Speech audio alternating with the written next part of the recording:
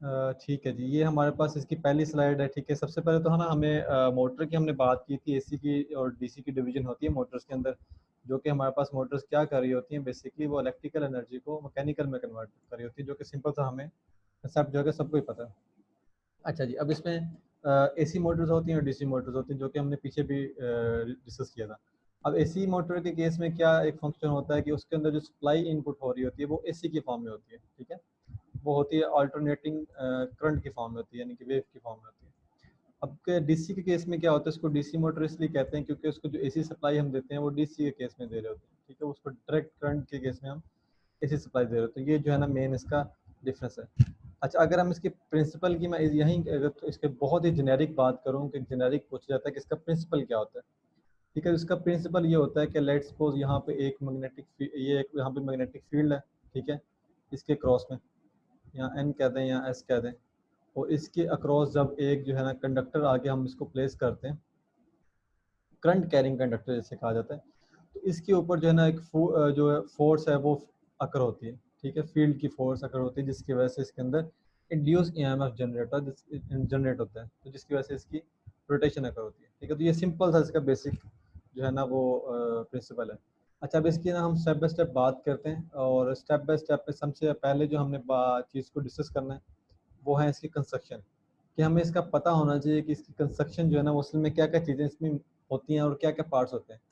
अच्छा, मैं दो पॉइंट से यहाँ पे डिस्कस करूंगा, एक आपको करूंगा इंटरव्यू के पॉइंट से और दूसरा मैं आपको बताऊंगा टेस्ट के पॉइंट ऑफ व्यू से। और इंटरव्यू के पॉइंट ऑफ व्यू से भी जो है ना वो कंस्ट्रक्शन वगैरह के क्वेश्चन पूछ लेता है, उसके क्या आउटर फ्रेम जो होता है उसको हम कास्ट आयरन का या स्टील का क्यों बनाते हैं, उससे क्या वजह होती है, इस तरह के वो क्वेश्चन पूछ लेता है। तो यहाँ पे मैंने इसका पहला जो आपको पॉइंट बता दिया, सिंपल जो बेसिक प्रिंसिपल होता है उसका ये होता है कि जो करंट कैरिंग कंडक्टर होता है, जब हम उसको प्लेस करते हैं इन द मैग्नेटिक फील्ड, तो उसके ऊपर हम एक फोर्स एक्सपीरियंस करते हैं, वो आर्मेचर, जिसको हम आर्मेचर भी कहते हैं।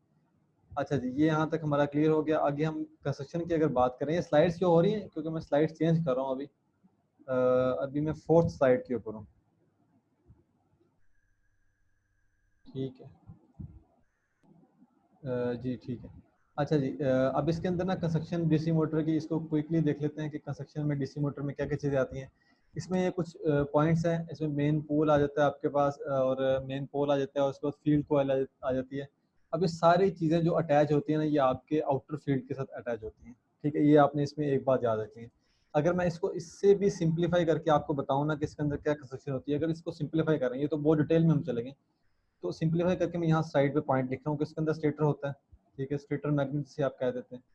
इसके बाद इसमें रोटर होता है, रोटर का आर्मेचर जिसे आप कहते हैं। ठीक है, इसके अंदर वाइंडिंग होती है, और इसके बाद ब्रशेज होते हैं इसके अंदर। ठीक है, जो ब्रशेज क्या काम करते हैं कि आपका जो करंट है उसको टर्मिनल्स पे लेके जाते हैं, आपके जो आगे प्रोवाइड किए होते हैं। इसके अंदर कॉम्यूटेटर लगा होता है, कॉम्यूटेटर जो कि एसी में नहीं लगता, डीसी में लगता है। और कॉम्यूटेटर का यहाँ फंक्शन क्या होता है, ये एमसीक्यूज में इंटरव्यू में पूछ लेता है कि वो कॉम्यूटेटर हम डीसी में, मतलब क्या उसकी वजह होती है कि हम इसको यूज करते हैं। तो बेसिकली कॉम्यूटेटर क्या करता है, वो रेक्टिफिकेशन का काम कर रहा होता है, यानी कि एसी टू डीसी जो है ना उसकी कन्वर्जन कर रहा होता है। और एंड पे एक लास्ट पॉइंट है कि इसका जो है ना टर्मिनल का। ठीक है, तो ये इसका। अच्छा जी, मैं अब यहाँ पे एक दो चीज़ें बताता हूँ कि जो यहाँ इस लाइन के अंदर इंपॉर्टेंट चीज़ें जो कि एमसीक्यूज यहाँ आपसे वो पूछ सकता है उसके अंदर इंटरव्यू में।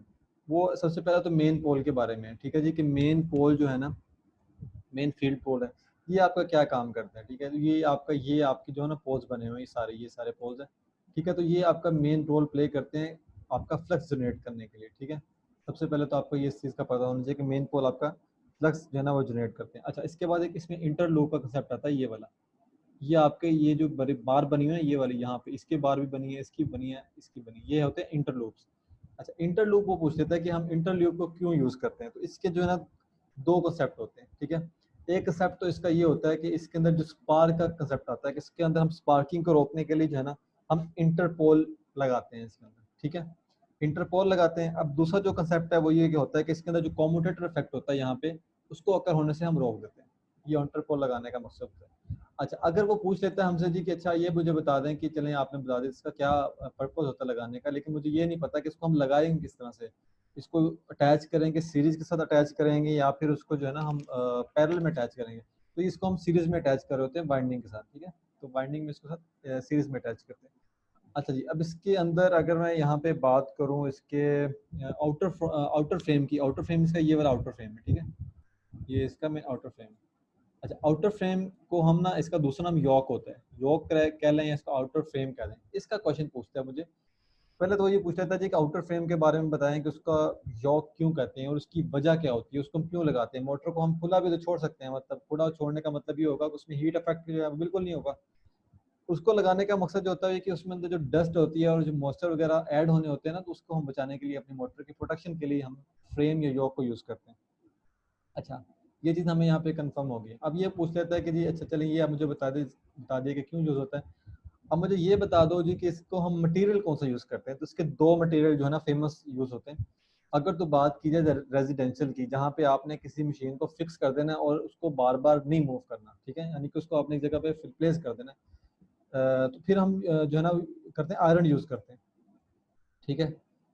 लेकिन अगर हमने उसको बार बार रिप्लेस करना हो, फिर हम यूज़ करते हैं कास्ट स्टील जो है ना वो यूज़ करते हैं। अच्छा, कास्ट स्टील कहाँ यूज़ करते हैं वो ये पूछ लेता है समटाइम। तो ये हम जो अपनी लार्ज इंडस्ट्रीज होती हैं, जो डीसी मशीन जहाँ पे काम कर रही होती है, तो उसके केस में हम जो है ना स्टील यूज़ कर रहे होते हैं, जहाँ पे उन्होंने फिर उस मशीन को, जो डीसी मशीन होती है, उसको फिर मूव करवाना होता है आगे पीछे के लिए।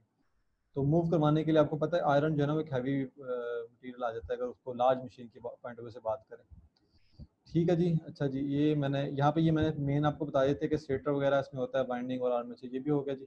अच्छा, अगर इसके अंदर मैं थोड़ा सा ना आपको इसमें ब्रीफ बता दूं, तो ये आपके पास कॉम्यूटेटर लगे होते हैं यहाँ पे फील्ड। अच्छा, जो कॉम्यूटेटर के अंदर जो वायरिंग बाइंडिंग होती है ना, वो पीछे से ही आ रही होती है। पीछे से कैसे आती है, लेट्स सपोज यहाँ पे ना, ये मेरे पास एक फील्ड है, यहाँ पे एक ये मेरे पास रोटर का समझ लेके बाइंडिंग है, आर्मेचर बाइंडिंग है, और ये आगे जो है ना कॉम्यूटेटर के साथ अटैच होती है, ठीक है। सीरीज में डायरेक्ट आके कम्यूटेटर में लगती है, ठीक है। कम्यूटेटर फिर आगे क्या करता है, उसको एसी को डीसी में करता है और उसी के साइड पे ब्रशेस लगे होते हैं, ठीक है, जो उसी के करंट को जो है ना टर्मिनल्स के अक्रॉस जो है ना उसको ट्रांसफर करते हैं, और आगे जो है ना मोटर या जनरेटर, जो भी चीज़ रिक्वायरमेंट होती है उसकी, तो उसके अंदर वो हो रहा होता है, आपका कर हो रहा होता है, ठीक है जी। अच्छा जी, ये चीज़ आपकी क्लियर हो गई है। इसके अंदर फिर, इसके अंदर आई थिंक और जो है ना बाकी एयर गैप वगैरह होता है, वो मैं आगे बता देता हूँ क्या होता है। स्लॉट्स हम लगाते हैं, स्टैकिंग करते हैं, ठीक है, शार्ट और बस, ठीक है, इसमें ये चीज़ें। अच्छा जी, आगे हम इसके पॉइंट्स देख लेते हैं। Function of each part of DC motor, ठीक है, ये मैं स्टेप बाय स्टेप बता देता हूँ कि ये मैंने योक का आपको बता दें कि इसका फ्रेम भी कहते हैं, ठीक है। आउटर जो आपका फ्रेम होता है, जो प्रोवाइड प्रोटेक्शन करता है डस्ट मॉइस्चर की, और ये सारी चीज़ों की करता है। और इसका जो बॉडी का मटेरियल जो है ना वो बता दिया कि मैकेनिकल पोल्स वगैरह में साथ अटैच होता है, स्टील, ये सारे करते हैं। लेकिन मेनली जो है ना उसका कॉस्ट स्टील और कॉस्ट आयरन, ये दो यूज़ कर रहे होते हैं मेन जो है इसके। इसके बाद हमारे पास जिसका 6th स्लाइड है, यहाँ पे उसने पोल्स और पोल कोर की बात की है। अच्छा, मैं सबसे पहले एक आपको चीज़ बताता हूँ कि जब हम स्टेटर बनाते हैं ना, स्टेटर जब बना रहे होते हैं, तो स्टेटर के अंदर जो बाइंडिंग करते हैं, मतलब ये मेरे पास एक गोल स्टेटर है, ठीक है, ठीक है, इसके अंदर अब बाइंडिंग हमने करनी है। अब स्टेटर के अंदर भी ना पोल्स होते हैं, ठीक है। वो पोल्स किस तरह से होते हैं, उनकी स्टैकिंग होती है, इस तरह की स्टैकिंग होती है, इस तरह की शेप होती है इनकी, यानी ये इस तरह से करके ये, मैं इसका बताता हूँ कि इस तरह से स्टैकिंग इसकी क्यों करते हैं। और ये इस तरह के बहुत लंबी लाइंस, और ये शीट्स होती हैं, स्टैकिंग शीट्स होती हैं, एक शीट्स का कुछ उसका डायमीटर हो इस तरह से होता है। लेकिन वो अगेन डेप्थ की चीज़ें, इसको बेशक आप ना करें इसको। अच्छा, पोल्स बेसिक तो ये मैग्नेट होते हैं, ठीक है। ये इसके अंदर जो फील्ड वाइंडिंग को हम इसको बाइंड कर रहे होते हैं, ठीक है, ये पहली बात इसको आपको पता होना चाहिए। अब इसके दरमियान में एक तो गैप होता है, गैप का आपको पता होना चाहिए कि गैप जो है ना हम क्यों यूज़ करते हैं। तो इसमें आर्मेचर रिएक्शन जो होता है ना, इसको रिड्यूस करने के लिए गैप यूज़ करते हैं, इसका पहला पॉइंट तो ये है। अच्छा, दूसरी बात जो है ना इसमें ये है कि ये मैग्नेटिक, इसमें फ्लक्स इंड्यूस होता है, प्रोड्यूस करता है ये, ठीक है, जो आगे फर्दर जो है ना आपकी फील्ड होती है जो रोटर की, उसको एक्साइट कर रहा होता है। ये इसका नंबर 2 है, ठीक है। बाकी कंस्ट्रक्शन है इसकी, वो बेशक मेरे ख्याल में पूछेगा नहीं, लेकिन इसकी लैमिनेशन इसमें की होती है, shape to reduce power losses of eddy current, ठीक है, तो ये इसकी होती है। और इसकी बहुत स्पेसिफिक शीट होती है। और ये जो नीचे इसकी शेप होती है ना, ये इसने जो कर्व किया हुआ है नीचे को। अच्छा, मैं ना ये बता देता हूँ कि कर्व और ये गैप ये क्यों करते हैं। इसके 3 वजह होती हैं। इसका सबसे पहला मसला तो ये होता है कि समटाइम आर्मेचर रिएक्शन हो रहा होता है आपके ना स्टेटर के अंदर, तो उसको कम करने के लिए, उसको ख़त्म करने के लिए 3 मेथड यूज़ किए जाते हैं। उसका पहला मेथड ये होता है पोल स्टैकिंग, पोल्स की ना स्टैकिंग की जाती है उसकी एक रेगुलर वे से। उसका सेकंड जो होता है वो ये होता है कि पोल शाफ्टिंग, उसकी शाफ्टिंग की जाती है। शाफ्टिंग जो मैंने अभी बताया ना, इसकी नीचे से इस तरह से उसकी शेप शाफ्ट कर रहे होते हैं। और इसका जो फोर्थ है वो इसका स्लेटिंग है, पोल कोर स्लेटिंग। उसकी स्लेट की फॉर्म में ना, एक सिंगल शीट की फॉर्म में पोल्स को बना रहे होते हैं। उसका मकसद यही होता है कि आर्मेचर के जो आर्मेचर रिएक्शन है ना उसके डीसी के अंदर, उसको ख़त्म करना होता है हमने। ठीक है जी।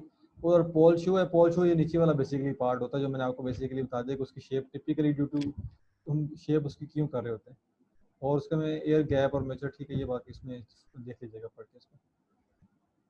अच्छा जी, नेक्स्ट हमारे पास इसका पॉइंट है आर्मेचर कोर का। अच्छा, आर्मेचर कोर में जो है ना सबसे मेन चीज़ आपको एक ही चीज़ पता होनी चाहिए कि सिलेंड्रिकल ड्रम टाइप की चीज़ होती है, माउंटेड होती है ऑन द शाफ्ट। और ये जो आर्मेचर कोर है ये हमेशा आपकी शाफ्ट के साथ अटैच होगी। यहाँ पे इसकी लाइन जो है ना वो भी ऐसे टेढ़ी लाइंस होंगी। और उसके अंदर हमारी जो है ना बाइंडिंग जो होती है, कॉपर बाइंडिंग होती है।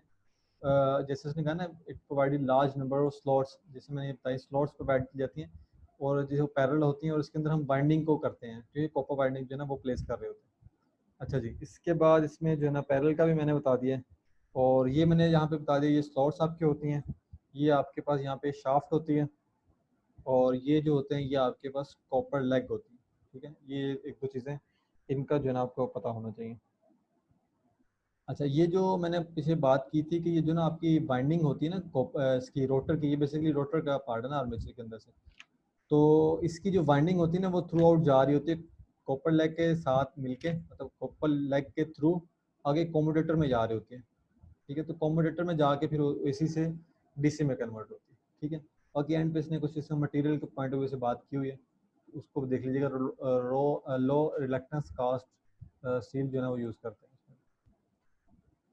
अच्छा जी, इसके बाद ये मैं जो चीज़ें सारी बता रहा हूँ ये बहुत डेप्थ में बता रहा हूँ, जिसकी हम मेन चीज़ें अभी हम होंडा की बुक से भी करेंगे, तो वो मैं वहाँ से फिर जेनेरिक बताऊँगा, वो फिर आपको इजीली ज़्यादा समझ आ जाएगी। और उसमें फार्मूलाज को हम देखेंगे, क्योंकि इसके मशीन्स के केस में फार्मूलाज वगैरह को भी ना आपको पता होना चाहिए। अभी मैं थ्योरेटिकल चीज़ें आपको सिर्फ मेन बता रहा हूँ उसके अंदर से। अच्छा, ये आपका आर्मेचर बाइंडिंग बेसिकली मैंने बताया था कि बाइंडिंग जो हम स्लॉट्स के अंदर करते हैं वो कंडक्टर की करते हैं। ठीक है, जो हम उसमें स्लॉट की मैंने बात की थी कि स्लॉट एक नंबर ऑफ एक तरतीब के साथ वो पैरेलल में अटैच की जाते हैं। ठीक है, बाकी इसमें मैं बताया था कि जब प्राइम मूवर जो है, इसमें प्राइम मूवर का कंसेप्ट है कि जब वो मूव करता है तो उसमें क्या होता है, मैग्नेटिक फील्ड लाइंस इंड्यूस होती हैं, जिस जो वोल्टेज जो है ना वो आपकी इंड्यूस कर रही होती हैं रोटर के अंदर, जिसके थ्रू वो रोटेट करती है। ठीक है, बाकी वो जो आगे वही जो आपका रोटेटरी पार्ट है थ्रू कम्यूटेटर अटैच हुआ होता है, जो कि आगे ब्रशेज और लोड के थ्रू आपको आउटपुट दे रहा होता है। ठीक है, बाकी इसकी मटेरियल वगैरह आप देख लीजिए, कॉपर के इसका मटेरियल मेन बाइंडिंग का हम यूज़ करते हैं, जो कि मेन सबसे ज़्यादा अच्छा बाइंडिंग के केस में सबसे मेन जो आपने बात याद रखनी वो ये करनी है कि जो मर्जी करें आप, बस आपने ऐसा मटेरियल यूज़ करना है कि जो हाईली कंडक्टिव हो। बस मेन आपने चीज़ इसमें ये देख लेनी है। अच्छा जी, इसके बाद आर्मेचर बाइंडिंग हो गया, उसके बाद हम बात कर लेते हैं। अच्छा, एक क्वेश्चन समटाइम ये पूछा जाता है कि फील्ड बाइंडिंग और आर्मेचर बाइंडिंग में क्या डिफरेंस है। ठीक है, तो ये मैं ज़रा बता देता हूँ। तो फील्ड आपकी बाइंडिंग होती है ना, एक तो फील्ड बाइंडिंग होती है, ठीक है, और एक होती है आर्मेचर बाइंडिंग। जो आर्मेचर बाइंडिंग होती है उसमें इंड्यूस जो ईएमएफ है ना वो आपका इंड्यूस होता है। ठीक है, वो किसके थ्रू होता है, वो फील्ड बाइंडिंग के थ्रू होता है। और जो आपकी फील्ड बाइंडिंग है इसमें क्या होता है, इसमें आपका जो है फ्लक्स इंड्यूस होता है इन द फील्ड बाइंडिंग। और वो किसकी वजह से होता है, वो होता है किस जगह पे, वो पोल्स के इन बिटवीन होता है। पोल्स के इन बिटवीन कर दें या पोल्स के क्रॉस होते हैं। आप फ्लक्स कह सकते हैं या आप मैग्नेटिक फील्ड कह सकते हैं, दोनों एक ही टर्म है इसके अंदर। अच्छा, आगे हम बात करें कॉम्यूटेटर की, जो कि मैंने आपको बताया कि वो क्या करता है। ये आपका कॉम्यूटेटर है और जिसने क्या करना होता है, आपके एसी को डीसी में करना होता है। इसका जो मेन पर्पस जो है ना वो यही होता है। ठीक है, और आगे उसने बताया कि it is made up of large number of with shape segment. इसको बेसिक छोड़ दें, और ड्रोन जो है ना कॉपर यूज़ करते हैं इसका। बाकी फर्दर उसकी आ जाती है कॉप उसमें पूछ सकते हैं आपको क्या कहते हैं, इंटरव्यू में ये क्वेश्चन पूछ सकते हैं कि उसकी कंस्ट्रक्शन वगैरह मुझे डिटेल में बता दो। तो ये बेसिकली जो है ना वो एसी टू डीसी जो है ना इसका ये फंक्शन होता है। ठीक है, अच्छा जी, इसके बाद इसका जो है ना सबसे एक इम्पोर्टेंट जो है ना ये एक और होता है कि ये प्रोड्यूस करता है आपके पास, ये मैंने बताया एसी टू डीसी भी हो गया, और ये प्रोड्यूस करता है अन यूनिट डायरेक्शनल टॉर्क। ठीक है, तो ये टॉर्क इंड्यूस करेगा। ये हम होंडा की बुक से देखेंगे कि टॉर्क की क्या वैल्यू होती है और क्या इसका फार्मूला होता है, वो हम इसके डिटेल में वहाँ पे देखेंगे। अच्छा जी, इसके बाद ये लास्ट कोई ये थर्ड लास्ट स्लाइड है, इसके अंदर ब्रशेस का बताया गया।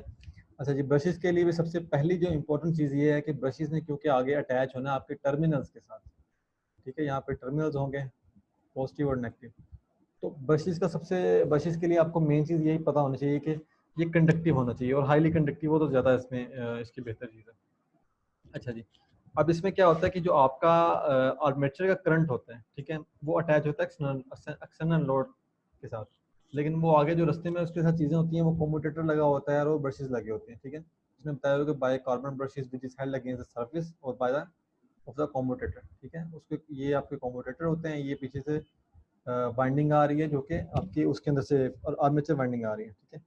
कम्यूटेटर क्या काम करेगा, जो कि बाइंडिंग से करंट आपका एसी करंट आ रहा है उसको एसी से डीसी कर देगा, और डीसी के थ्रू वो ब्रशेस में जाएगा, और ब्रशेस के थ्रू फिर वो जो है ना आगे फील्ड के साथ जो भी अटैच होंगे या जो भी आपके टर्मिनल्स अटैच होंगे तो उसके साथ अटैच हो जाएगा, ठीक है जी। अच्छा जी, और इसको अगर मैं सिंपल फॉर्म में इसको कह दूं तो ये जो है ना वो करंट को कलेक्ट करता है कम्यूटेटर से जो ब्रश है, ठीक है, और उसको अप्लाई कर देता है एक्सटर्नल लोड के साथ। वो लोड जो है ना हम जनरेटर को भी कह सकते हैं या किसी और मोटर को भी कह सकते हैं। अच्छा जी, अब ये भी होगा यहाँ पे, और इसके बाद बैक ई अच्छा जी, बैक ईएमएफ का ये फार्मूला बहुत इंपॉर्टेंट है। मशीन्स के अंदर फार्मूलाज को भी आपने बड़े गौर से देखना कि फार्मूलाज जो है ना वो भी बड़े इंपॉर्टेंट होते हैं। अच्छा जी, सबसे पहले ना यहाँ पे एक एन फैक्टर है, स्पीड। स्पीड को अगर मैं थोड़ा सा और यहाँ पे मॉडिफाई करूँ तो वो बनता है ई बी डिवाइडेड बाय आपका फ्लक्स, ठीक है जी। अगर मैं यहाँ पे एन के साथ जो फ्लक्स है इसको यहाँ पे डिवाइड में लेके जा सकता हूँ, ठीक है। तो ये वैसे एक स्पीड होती है, ये मैंने इसलिए ड्राइव किया है, तो ये ड्राइव किया कि बहुत इंपॉर्टेंट है कि स्पीड आपकी डायरेक्टली प्रोपोर्शनल होती है आपके ईबी के साथ और आपके मैग्नेटिक फील्ड और आपके फ्लक्स के साथ, ठीक है जी। अच्छा जी, ये ईबी सॉरी बैक ईएमएफ है, ये फ्लक्स नहीं है, बैक ईएमएफ है, और ये आपका जो है ये फ्लक्स है आपका। अच्छा, ये आप बैक ईएमएफ का फार्मूला है। बैक ईएमएफ के फार्मूले में वो क्या कह रहा है कि यहाँ पे जो है ना ये स्पीड है आपकी, ये आपका फ्लक्स है, और ये आपका जेड जो है नंबर ऑफ कंडक्टर है, और ये आपके नंबर ऑफ पोल्स पेयर आ गए हैं, ठीक है, और ये आपका एरिया आ गया है, और ये आपका ये आई थिंक एरिया नहीं, मेरे आर्मेचर है, इसको मैं फर्दर देख लेता हूँ एरिया, क्योंकि एरिया की हम यहाँ बात नहीं करेंगे फिलहाल। ये 60 जो है ना इसका यहाँ पे वो ये आपको फ्रीक्वेंसी वैल्यू है। अच्छा जी, बस ये आपने फार्मूला याद रखना है। इसमें क्या होगा, बैक ईएमएफ पूछ सकते हैं, तो बैक ईएमएफ के केस में वो स्पीड बता देगा मोटर की, उसका फ्लक्स जो है ना वो सिंपल सा बता देगा, और नंबर ऑफ कंडक्टर बता देगा, और पोल्स वगैरह उसने किया दिए होंगे इतने पोल्स की जो है ना वो एक मोटर है। उस केस में वो क्वेश्चन ये पूछेगा कि इसका बैक ईएमएफ फाइंड करके बताएंगे इसका बैक ईएमएफ जो है वो कितना होगा, ठीक है जी। बस इसमें इतना ही है। बाकी हम हांडा की बुक से करते हैं जो मेन चीज़ें। यहाँ तक अगर किसी का क्वेश्चन है तो वो मुझे बता दें, बल्कि ना इसको भी देख लेते हैं, वोल्टेज और पावर का क्वेश्चन को, ये हमने उधर भी देखना है, लेकिन इधर भी देख लेते, इधर ज़रा फार्मूला ज़्यादा क्लियर लिखा हुआ है। अगर क्वेश्चन किसी का है तो क्वेश्चन मुझे बता दें। यहाँ में मैं सर्किट ड्रॉ करता हूँ, सर्किट इस तरह से कहता हूँ कि ये ना आपके पास आर्मेचर है जो कि मैंने दिखाया था, ठीक है। इसके ऊपर ये कम्यूटेटर लगे हुए हैं, ठीक है, ये आपका एक सर्किट बन जाता है, ये आर्मेचर है, ठीक है, और यहाँ से ये आपका जो है ना E B back E M F जाना है, और यहाँ पे मैं कहता हूँ कि मैंने इसके वोल्ट अप्लाई किए हैं, और यहाँ पे जो है ना वो आपका आर्मेचर करंट जो है ना वो जाता है आर्मेचर के अंदर इंड्यूस होता है, ठीक है, और इसकी आर्मेचर की एक अपनी रेजिस्टेंस है, ठीक है। अच्छा, अब इस फार्मूला को अगर मैं ड्राइव करता हूँ तो क्या ये फार्मूला यहाँ बनेगा कि नहीं बनेगा, बहुत सिंपल सा बनेगा कि जी आपका एक V इज इक्वल टू आपका बैक ईएमएफ है, ठीक है, प्लस क्या है आपका आर्मेचर का करंट और आर्मेचर की रेजिस्टेंस, ठीक है। तो यहाँ से आप वोल्टेज को इजीली फाइंड कर सकते हैं, ये आपकी पहली चीज़ थी, ठीक है। अच्छा, अब सेकंड इस चीज़ में उसने क्या किया, इसमें सिर्फ उसने क्या किया कि आई ए को मल्टीप्लाई करवाया, ठीक है, आई ए को उसने डबल समझ लेंगे कर दिया। उसमें उस केस में क्या हुआ, सिर्फ एक दो चीज़ें ही हैं जो चेंज होंगी, और उसमें केस में होगा होगा क्या कि एक इस तरह का फार्मूला बन जाएगा। उसने क्या किया कि ये इस ड्राइव को बाहर लेके आ गया और इस ड्राइव को अंदर लेके चला गया, तो इस तरह का इक्वेशन बन गया।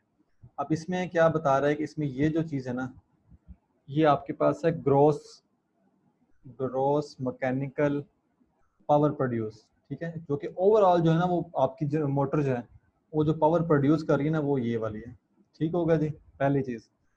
और जो ये वाली चीज़ है ना वो ये कह रहा है कि ये आपके पास इलेक्ट्रिकल पावर है जो कि हम सप्लाई दे रहे हैं, इलेक्ट्रिकल पावर है जो कि हम सप्लाई कर रहे हैं, ठीक हो गया जी। अच्छा, अब ये थर्ड चीज़ क्या है, अब ये थर्ड चीज़ क्या बता रही है, जो कि ये आपके पास पावर लॉसेज है, ठीक है। पावर लॉसेज अब किसी फॉर्म में भी हो सकता है आर्मेचर के अंदर, जो कि हमने बात की थी कि आर्मेचर रिएक्शन हो जाता है, रिएक्शन की वजह से हम क्या करते हैं कि उसकी जो होते हैं पोल्स की स्टैकिंग और उसकी शेप इस तरह से करते हैं कि आर्मेचर रिएक्शन हमारा कम से कम हो। ठीक है, तो ये लॉसेस काफ़ी टाइप के ऐड कर सकते हैं। ठीक है, तो ये इलेक्ट्रिकल पावर जो है अगर उसमें से हम लॉसेस को माइनस कर देते हैं तो उसका मतलब ये है कि आपका ग्रॉस पावर मैकेनिकल पावर आ जाती है। ठीक है, जो आगे आपकी आउटपुट पे आपको मिल रही है, क्योंकि हमें पता है कि हमारा जो इलेक्ट्रिक मोटर होती है डीसी या एसी, वो हमें और मैकेनिकल में की फॉर्म में जो है ना वो हमें देती है, आउटपुट देती है। ठीक है, तो ये फार्मूला बहुत इंपॉर्टेंट है, ये समझ लें कि गोल्डन फार्मूला है, इसका आपको लाजमी पता होना चाहिए यहाँ पे। ठीक है जी, तो यहाँ पे है किसी का क्वेश्चन मुझे बता दें ज़रा। ये हम टॉक को जो है ना वो नेक्स्ट देखते हैं उसके अंदर। मुझे बता दें क्वेश्चन अगर किसी का है यहाँ पे तो।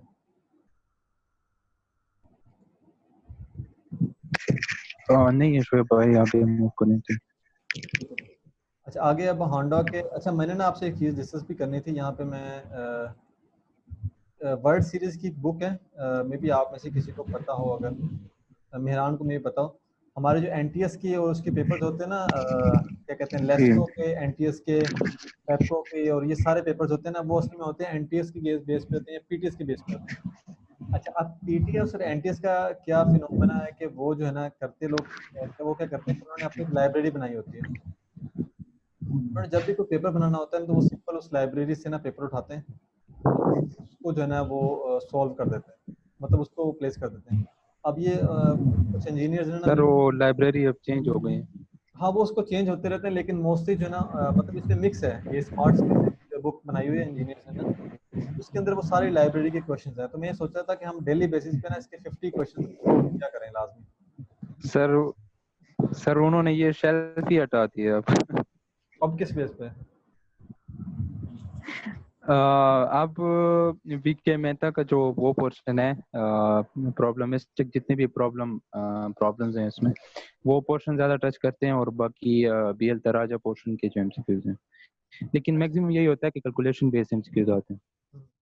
मेरे दोस्त ने दिया था अभी कुछ मंथ्स पहले, तो तब तक तो उसने बताया था कि बिल्कुल वही फिनोमेना चल रहा है, मतलब उसने इससे नहीं, टैली किया। मैंने सारे टेस्ट दिए हैं हाँ हाँ। सर, मैंने सारे डिस्कोर्स के टेस्ट दिए हैं सर। अब पहले 2-3 टेस्ट ऐसे थे, टेस्ट को ट्राइबल एरियाज का हुआ, उसके बाद आइस्को का हुआ, इस्लामाबाद का, और उसके बाद फिर जब जेपको का स्टार्ट हुआ गुजरांवाला का, उसके बाद ये वीके मेहता, और बाकी जो एक और बुक है मालवीनो की, इलेक्ट्रॉनिक्स की, तो उसमें कुछ एमसीक्यूज थे, और कुछ के बाद जो ऑनलाइन वेबसाइट्स वगैरह ये उन्होंने शुरू कर दिया था, और काफी उन्होंने वीके मेहता के जो प्रॉब्लम क्वेश्चन है वो उठाए थे। स्मार्ट सीरीज वगैरह ये फिर बाद में फ्लॉप हो गई थी, और अब भी ऐसे ही है।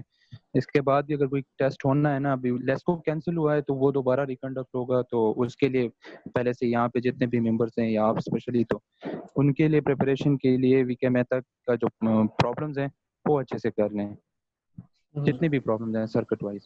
मतलब कि वो अब हांडा से जो है ना वो मूव हो रहे हैं सारे ज्यादातर। सर हांडा बिल्कुल वैल्यू कम हो गई है, उससे अच्छा है कि बस यही स्मार्ट सीरीज देख लें, ये इंपॉर्टेंट है, और उसके बाद वीके मेहता और बीएल तराजा, उसके जो प्रॉब्लम्स है ना, जो सर्किट के क्वेश्चंस है वो ज्यादा इंपॉर्टेंट है।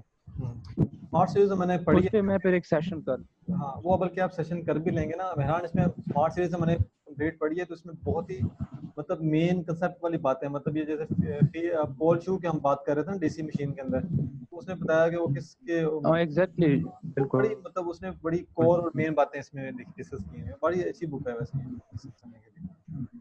हाँ बुक तो अगर आप, बहुत हाँ इंपॉर्टेंट है, ये ये अगर, देख लेना वैसे। हाँ ये वैसे अगर आपने प्रैक्टिस करनी ना अपनी मतलब एमसीक्यूज के पॉइंट ऑफ व्यू से, और अपने वो कंसेप्ट क्लियर करने एक दफ़ा ही सारी तैयारी करके, तो इस बुक को फिर मैं तो रेफर करूंगा लाजमी, आप पढ़े एक दफ़ा लाजमी ना इसमें। और ये तब ये जो ना ज़्यादा इलेक्ट्रॉनिक्स के बेस के ऊपर बनी हुई है, पावर में इसमें ना बहुत कम क्वेश्चन है। अच्छा जी, ये हमारे पास सब डीसी का मोटर का इसका चैप्टर का थोड़ा सा ओवरव्यू हमने करना है। और और मैं कोशिश करता हूँ जो हमारे नेक्स्ट टॉपिक्स हैं ना वो मैं वीके मेहता से स्टार्ट करता हूँ, क्योंकि मैंने जितने भी टेस्ट पीसेस दिए हुए हैं वो मैंने होंडा की बुक से तैयारी करके दिए हैं, और ज़्यादातर जो है ना वो होंडा के ही बुक से सारे क्वेश्चन आते होते थे। लेकिन अभी मेहरान बता रहे हैं कि चेंज हो गया पैटर्न, तो अभी फिर हम भी जो है ना इस बुक पे रिलाई नहीं कर सकते, तो हम फिर वीके मेहता की बुक जो है ना उसको हम फॉलो कर लेते हैं। अच्छा जी, इसके अंदर मैंने जो है ना सारी चैप्टर की ओवरऑल चीज़ें वो मैंने आपको बता दी हैं। इसमें कुछ फार्मूलाज हैं जो कि इंपॉर्टेंट है, वो आपको पता होना चाहिए। वो मैं यहाँ पे डिस्कस कर देता हूँ कि वो कौन कौन से फार्मूलाज हैं। अच्छा, ये बुक शो हो रही है, शो यहाँ पे? जी शो हो रही है, शो। अच्छा, एक सेकंड में। अच्छा, इसमें सबसे पहले जो चीज़ है ना, ये हमने पीछे फार्मूला डिस्कस भी किया था, ये वाला। ये फार्मूला का आपको पता होना चाहिए, बैक ईएमएफ का। ये आपका फार्मूला बहुत इंपॉर्टेंट है। और ये अगर डीसी मशीन के केस में अगर कोई क्वेश्चन भी न्यूमेरिकल देता है तो यही फार्मूला लगना है, ठीक है? तो ये फार्मूला तो आपको पता होना चाहिए। बेशक वो वीके मेहता में भी यही फार्मूला है। तो इसमें मैं आपको ए का बता रहा था। ए जो है ना, वो नंबर ऑफ पैरेलल पाथ है आर्मेचर के, वो एरिया नहीं है basically, number of parallel path है आर्मेचर का। तो वो भी उसने क्वेश्चन में गिवन होगा, ठीक है? हमने ये बात की थी इसकी कि हमने वोल्ट अप्लाई करने हैं, ये भी हमने पीछे डिस्कस कर लिया था। ये भी वही चीज़ उसने यहाँ पे दी हुई है, और ये फार्मूला आपने यहाँ पे इस केस में करना है। और अच्छा, यहाँ पे एक लाइन लिखी हुई है कि जो आपका बैक ईएमएफ होता है वो जीरो होता है। किस केस में? तो जब आपकी मोटर जो है ना स्टैंड स्टिल होती है। तो एक जेनेरिक सी बात है, तो इसको भी आप देख लीजिएगा। अच्छा जी, उसके बाद इसमें नेक्स्ट जो है ना, वो आपका वर्क डन का फार्मूला है, ठीक है? इसको भी देख लीजिएगा कि अगर वर्क डन के केस में पूछा तो, लेकिन ये इसमें पूछेगा नहीं क्योंकि इसके अंदर और भी काफ़ी इंपॉर्टेंट चीज़ है। अच्छा, ये टॉर्क का यहाँ पे फार्मूला, आर्मेचर टॉर्क का। अब इस टॉर्क के अंदर सिर्फ ये सारा फार्मूला नहीं देखना, इसमें सिर्फ दो चीज़ें आपने देखनी है कि टॉर्क जो होता है ना, वो आपका डायरेक्टली प्रोपोर्शनल होता है इसके आपके फ्लक्स के, और दूसरा आपका है आर्मेचर करंट, इसके इक्वल होता है, ठीक है? तो ये दो मेन इसमें बातें। तो अच्छा, इसमें कोई ऐड चीज़ करनी है मेहरान आप भी, क्योंकि आप ज़रा इसमें ज़्यादा आपको सारी चीज़ों का पता है और आपको इस पर डेप्थ भी पता है चीज़ों का, कंसेप्चुअल बारे में। ये ऊपर का जो फार्मूला है, ये जो इससे पहला पेज है 474, इस पे जरा आप जाएं, तो जो 5 NZP डिवाइड बाई 60 है जो फार्मूला है, जी जी। थोड़ा सा ऊपर जाएं कि ये वाला। इसमें जो पोल्स है ना, इसमें वो लैप वाइंडिंग और वेव वाइंडिंग आ जाते हैं। उसके लिहाज से ये पोल फिर एक के लिए फिक्स होते हैं और एक के लिए चेंज होते हैं या गिवन होते हैं। ये भी थोड़ा सा देख लें, जो भी मतलब इसके रिलेटेड अगर कोई है स्लाइड वगैरह, तो ये लैप वाइंडिंग और वेव वाइंडिंग भी थोड़ी बहुत समझा दें। लैप और वेव बाइंडिंग? क्योंकि उसके लिए रिगार्डिंग फिर पोल्स चेंज होते हैं ना, मतलब उसी के लिहाज से उन्होंने फिर दिए होते हैं। मतलब मैं आई थिंक वेव के लिए ट्रू होते हैं और लैप के लिए एक के लिए फिक्स होते हैं, एक के लिए चेंज होते हैं, मुझे पता नहीं है कंफर्म। अच्छा, वो मैंने यहाँ पे तो जी जी, ये मैंने दोनों का पढ़ा था कि जो लैप बाइंडिंग बेसिकली आपकी होती है ना, तो वो उस केस में करते हैं कि जब आपको वेव बाइंडिंग है, मतलब आपने जब वेव की शेप में होती है ना आपके पोल्स, मैं यहाँ पर ना ड्रॉ कर देता हूँ। ये मैंने पढ़ा था लेकिन इंपॉर्टेंट नहीं था मुझे लगा ये इस केस में ना। असल में ये डेटा कोलेक्ट करना होता है ना अपने क्वेश्चन में। अगर मोस्टली मशीन्स के जो क्वेश्चन होते हैं प्यास में, वो कैलकुलेशन टाइप ही आते हैं, और इस वजह से मैं कह रहा था आपके कि वो बंदे को फिर पता हो। हम्म, ये मैंने वो लैब बाइंडिंग का पढ़ा था। वो बेसिकली यूज वहाँ करते हैं कि जब आपने तो ये इस तरह के ना, आपके पोल्स की शेप ये होती है, मतलब इस तरह से होती है, जहाँ पे आर्मेचर का करंट जो है ना, आपने उसको खत्म करना होता है आर्मेचर रिएक्शन को। और दूसरा मैंने इसका ये पढ़ा था कि जो आपका इसमें नंबर ऑफ ब्रशेज होते हैं ना, वो आपके आर्मेचर की उसके इक्वल आ जी रहे हैं, पैरेलल पाथ इक्वल आ रहे होते हैं आर्मेचर के लैब के अंदर। और जो वेव होता है जी उसके जी। वो डिफरेंट होते हैं। बस इसमें यही मुझे था, ऐसा मैं इसकी ज़्यादा तो नहीं पता चला था।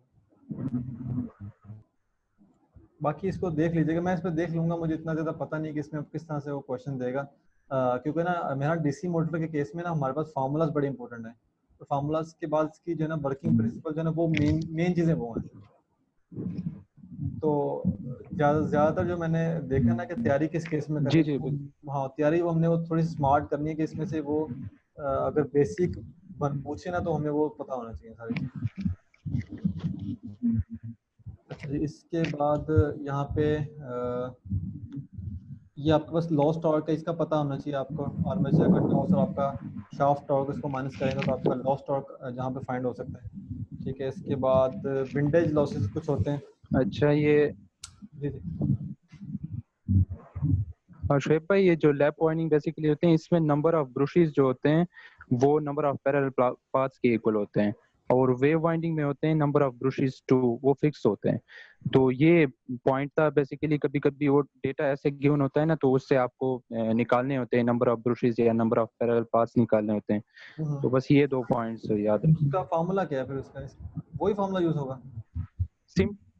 सिंपल है, number of brushes is equal to number of parallel paths. मतलब अगर नंबर ऑफ ब्रशेस गिवन है तो आपके जो नंबर ऑफ पाथ्स होंगे वो भी ब्रशेस के बराबर होंगे लैप पॉइंटिंग में। और वेव, वेव वाइंडिंग जो है उसमें ब्रशेस फिक्स होते हैं, उसमें ब्रशेस 2 होते हैं। अच्छा अच्छा अच्छा, ठीक है। मतलब क्वेश्चन ये दे देता है कि आपकी एक डीसी मोटर है जिसके अंदर आपके जो है ना लैप वाइंडिंग के अंदर आपके पैरेलल पाथ इतने हैं, तो मुझे वो कहेगा कि इसके ब्रशेस बताओ, ब्रशेस की कितनी तादाद, तो वो इसके इक्वल होंगे, ऐसा ही है। नहीं, ऐसे भी हो सकता है कि उन्होंने ब्रशेस नहीं दिए होंगे, क्वेश्चन दिया होगा कि ये फाइंड करें ना बैक ईएमएफ का जो फार्मूला है, तो उसके बाद क्वेश्चन ऐसे होगा कि number of parallel path given होंगे या ब्रशेस गिवन होंगे, तो वो आपस में बराबर होते हैं, आपने इस तरह से डेटा निकालना होगा। ऐसे नहीं हो एक चीज मिसिंग हो और फिर बंदा क्वेश्चन ना सॉल्व कर पाए ना, कभी कभी हो जाता है इनसे। ठीक है, सही, ठीक है, चलो इसको फर्दर देखेंगे, क्योंकि मुझे अब लग रहा है कि चलें ठीक है, इसको हम डिस्कस कर लेंगे ग्रुप के अंदर ना इसको फर्दर। अच्छा जी, ये मैंने लॉस्ट वर्क का बता दिया आपको, और इसके अंदर और जो इंपॉर्टेंट चीज़ है वो स्पीड रेगुलेशन का है यहाँ पे कंसेप्ट, वो बहुत इंपॉर्टेंट है। ये तो आपको मस्त पता होना चाहिए कि स्पीड रेगुलेशन जो है ना वो किसकी इक्वल होती है, no load speed minus full load speed divided by full load speed, ठीक है। तो वो आपको नो लोड स्पीड बता देगा मोटर की और फुल लोड बता देगा, तो स्पीड ये बहुत बेसिक है और इम्पोर्टेंट है, इसको आपने देख लेना है। और उसके बाद इसकी एफिशिएंसी है, एफिशिएंसी में आपको बताया था यहाँ पे, ये लॉसेस जो है ना ये आपको देख लीजिएगा कि इसमें जो है ना वो लॉसेस क्या क्या होते हैं। ये एफिशिएंसी यहाँ पे इंपॉर्टेंट है इसकी, efficiency is equal to 1 minus losses over input, ठीक है। अगर मैं इसको इलेक्ट्रिकल के पॉइंट ऑफ व्यू से कहूँ तो ये फिर आपका इस केस में आपका बैक ईएमएफ और आर्मेचर करंट ओवर वी आई इस केस में आ जाता है, ठीक है। तो ये दो तीन फार्मूलाज हैं, मैकेनिकल एफिशिएंसी, इलेक्ट्रिकल एफिशिएंसी, और आपका जो है ना ये ओवरऑल इसकी एफिशिएंसी जो बता रहे हैं, तो ये इसका होना चाहिए। अगर अच्छा अगर वो कह देता है कि मुझे ओवरऑल एफिशिएंसी पता करनी है, तो ओवरऑल आपकी एफिशिएंसी जो होती है वो इलेक्ट्रिकल के और प्लस मैकेनिकल के इक्वल होती है, ठीक है।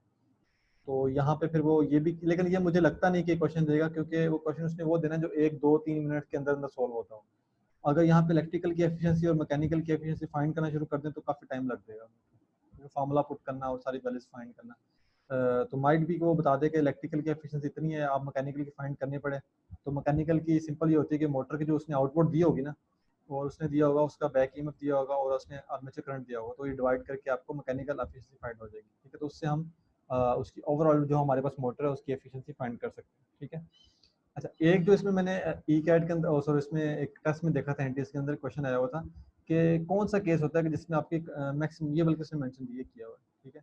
ये इसमें ये कहा होता है कि कंडीशन क्या होती है कि जिसमें मैक्सिमम आपकी एफिशिएंसी हो जाती है, ठीक है। तो वो जब हमारे लॉसेज जो है ना आर्मेचर लॉसेज वो बिल्कुल इक्वल हो जाते हैं, कांस्टेंट लॉसेज के इक्वल हो जाते हैं, ठीक है।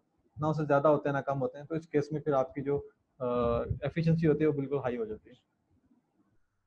अच्छा जी, उसके बाद ये कंडीशन है, अगर आपने मैक्सिमम पावर जो है ना वो डेवलप करवानी है मोटर के अक्रॉस, तो उसका ये फार्मूला है, जिसके ऊपर वो उसने ये बेसिकली इसमें कहा हुआ है कि जो आपका वी है ना वोल्टेज जो है वो आपको 2 टाइम्स, आपको जो बैक ईएमएफ है जब 2 टाइम्स हो जाएगा तो आपका वोल्टेज उस केस में मैक्सिमम पावर उसमें कर रहे होंगे, डिलीवर कर रहे होंगे या डेवलप कर रहे होंगे, ठीक है। तो इस फार्मूला को भी आप देख लीजिएगा। इस फार्मूला को अगर मैं सिंपलीफाई करूँ तो ये बन रहा है V is equal to 2 EB, ठीक है। ये इसका फॉर्मूला देख लीजिएगा। हाँ, और उसके बाद ये इसको छोड़ देंगे, शंट वगैरह सीरीज है तो इसकी डायग्राम वगैरह देख लीजिएगा किस तरह से पैरेलल में शंट के इसमें सीरीज के अंदर वो किस तरह से सीरीज में हो रहा है। और कंपाउंड की बेसिकली 3 टाइप्स हैं डीसी मोटर की। कंपाउंड के अंदर वो क्या करता है कि सीरीज और शंट दोनों को इन कर रहा होता है, तो फिर वो कंपाउंड मोटर जो है बन रही होती है। अच्छा, यहाँ पे हम बात करते हैं इसके स्टार्टिंग ऑफ डीसी मोटर की। ये आ गया स्टार्टिंग डीसी मोटर, ठीक है। अच्छा, स्टार्टिंग इस पूरे टॉपिक के अंदर सिर्फ एक बात जो है ना बहुत इंपॉर्टेंट है, वो बात ये है कि हमारे पास जो होती है ना, जब मोटर घरों में भी हम चलाते हैं ना, कोई भी मोटर चलाते हैं या इंडस्ट्रियल में चलाते हैं, तो जब उसको ऑन करते हैं ना, तो जो हमारे उसके नियरेस्ट जो भी बल्ब वगैरह लगे होते हैं तो एक दफ़ा वो उसकी लाइट डिम हो जाती है, ठीक है। उसकी लाइट डिम होने का मतलब क्या होता है कि जो उसका करंट है ना, मोटर स्टार्टिंग में बहुत ही ज़्यादा हाई करंट इंड्यूस ले रही होती है, जिसका फार्मूला V=I/V/V होता है, ठीक है। अच्छा, वो किस केस में होता है, जब हमारे पास जो आर्मेचर की रेजिस्टेंस है ना वो बहुत स्मॉल होती है, ठीक है। वो इस केस में फिर ये बल्ब वगैरह जो मैंने आपको फिनोमेना बताया ना वो होता है। अच्छा, इसको खत्म करना हो तो क्या करना पड़ता है, ये मैं इसका बता देता हूँ सिंपल सा, कि यहाँ पे ना हम स्टार्टर लगाते हैं डीसी मोटर के साथ। तो ये एक इंपॉर्टेंट चीज़ है कि स्टार्टर हम क्यों लगाते हैं, तो उसमें क्या होता है कि हमारे पास I=V/R+R स्टार्टर हो जाता है, यानी कि हम इसकी रेजिस्टेंस को हाई कर देते हैं। ठीक है। रेजिस्टेंस को हाई का मतलब ये है कि यहाँ पे करंट जो है ना वो फिर स्मॉल हो जाता है, ठीक है। तो फिर मोटर जो है ना वो जर्क वगैरह और जो फिर जो आपका लाइट जो है ना वो लोड फ्लक्चुएशन या उस तरह के लाइट फ्लक्चुएशन वाला जो है ना फिनोमेना वो नहीं होता, ठीक है। तो ये यहाँ पे इंपॉर्टेंट बात है, इसको आपने देख लेना। बाकी मोटर की करेक्टरिस्टिक है, इसमें मैंने वही फार्मूला जो आपको पीछे बताया था, torque is equal to flux और आई ए का, ये यहाँ पे उसने उधर से ड्राइव किया हुआ है बेसिकली। और मैंने ये फार्मूला बताया था, ये दोनों उधर से ड्राइव किए हैं, बस इन दोनों का आपको पता होना चाहिए कि ये किस तरह से डायरेक्टली प्रोपोर्शनल है। अगर फ्लक्स किस तरह से इंक्रीज होगा बैक ईएमएफ, तो फिर उसके एन पे क्या है, स्पीड पे क्या इफेक्ट पड़ेगा, ठीक है। अच्छा जी, उसके बाद इसका स्पीड का भी हो गया है, ठीक है। उसके बाद इसका